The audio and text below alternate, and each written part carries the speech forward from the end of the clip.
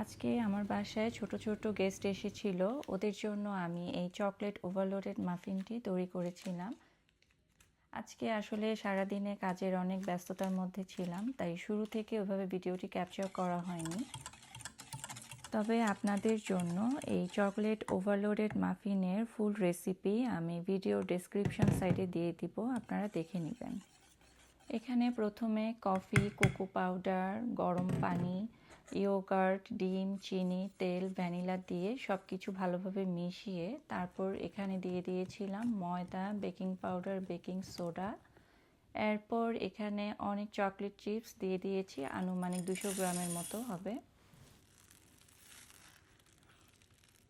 কেকটি যেহেতু chocolate overloaded muffin, তাই চকলেটের পরিমাণটা একটু বেশি হবে। আর অবশ্যই চকলেট আপনারা কিউব করে কেটে দেওয়ার চেয়ে চিপসটা ইউজ করবেন, সেটা দেখতে অনেক বেশি সুন্দর লাগে।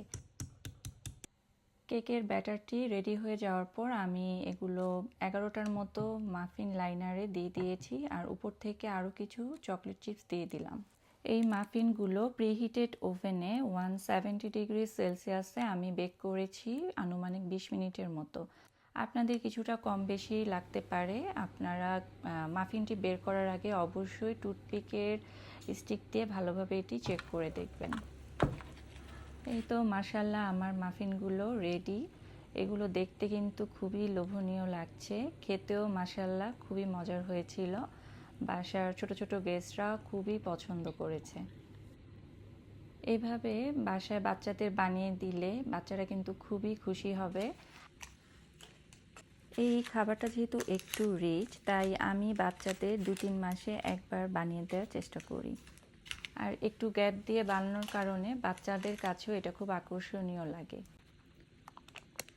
মাফিনগুলোর মাঝখানটা দেখুন কি পরিমাণ চকলেটে ভরপুর, আর এটি কিন্তু খুবই সফট হয়েছে।